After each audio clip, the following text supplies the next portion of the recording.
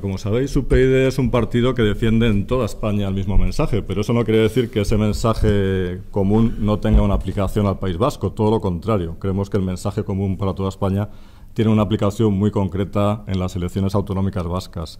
Como bien ha señalado Gorka, uno de nuestros mensajes es el recorte del gasto superfluo de las administraciones, para lo cual es necesario reformar la estructura del Estado. No voy a insistir en esto porque Gorka lo ha detallado mucho, pero sí querría insistir en que estos recortes tendrían una característica, que es que serían permanentes. Se nos está pidiendo que recortemos el déficit estructural, por lo que de nada sirve tomar una medida que solo sirve para un año. Estos recortes serían permanentes y facilitarían no tener que recortar otro tipo de gastos, como la investigación o las infraestructuras, que afectan mucho más al crecimiento económico.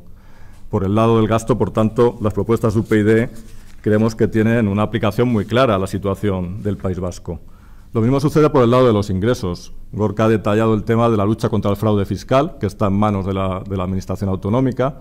Creemos que es muy importante también la coordinación entre las diferentes administraciones, entre la Agencia de la Administración Tributaria Estatal y la Administración Tributaria Vasca, porque si no se facilita el fraude considerablemente, por lo que tiene que haber un plan de lucha contra el fraude común en la comunidad y coordinado con la agencia estatal, así como bases de datos compartidas. Promovemos unas medidas de reforma fiscal que Gorka ha detallado, que también incluiría una revisión a fondo de las deducciones que hay en todos los impuestos, lo que permitiría recaudar más sin subir tipos. No se puede gravar únicamente las rentas del trabajo y únicamente el consumo, como se está haciendo, y cada vez apretar más a estas personas que cumplen. Hay que extender la base fiscal. Y junto a estas propuestas que tienen que ver con los gastos y los ingresos, con el déficit, que es el gran asunto hoy en día, pues hay otros temas como los que tienen que ver con el sector financiero. Por ejemplo, las medidas relacionadas con los damnificados por las preferentes, que no se han comercializado tanto en el País Vasco, pero sí se han comprado, sí que hay damnificados del País Vasco por el asunto de las preferentes.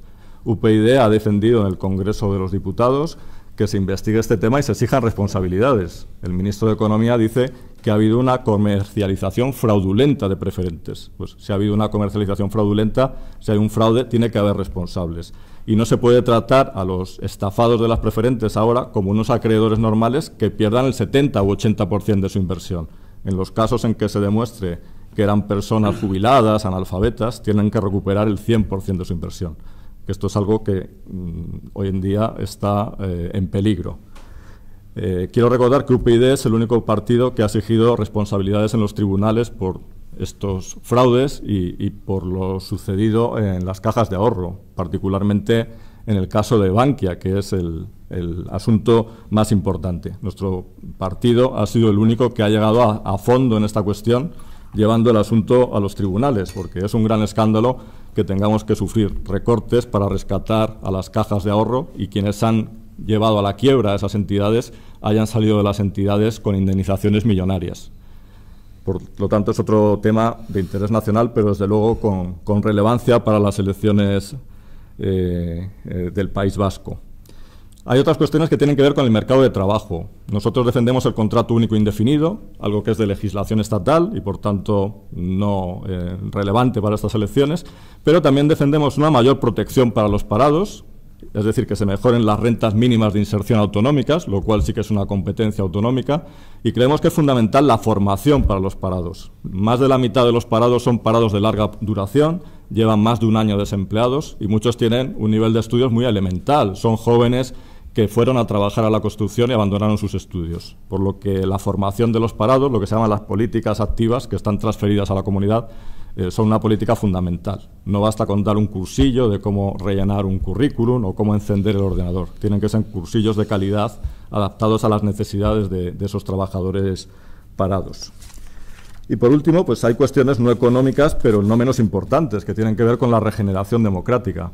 Nosotros hemos tenido ya representación en el Parlamento Autonómico y creemos que nuestro diputado, siendo uno solo, ha hecho una labor ingente y nos gustaría no solo que repitiese, por supuesto, sino que se viese reforzado y que haya más diputados de UPyD que puedan continuar el magnífico trabajo que Gorka Maneiro ha realizado esta legislatura.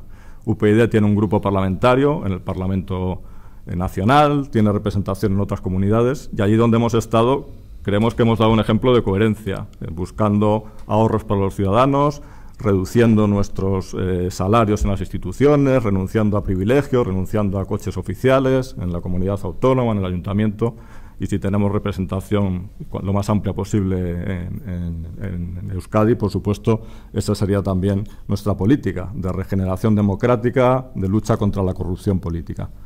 Por eso estamos esperanzados y esperamos que este mensaje tenga acogida en Euskadi y nuestra representación se vea reforzada en estas elecciones. Por otro lado, los ataques de otros partidos nos animan a creer que vamos por el buen camino, porque si no les preocupásemos, pues no harían tantas menciones como hace el señor Basagoiti a nuestras actividades.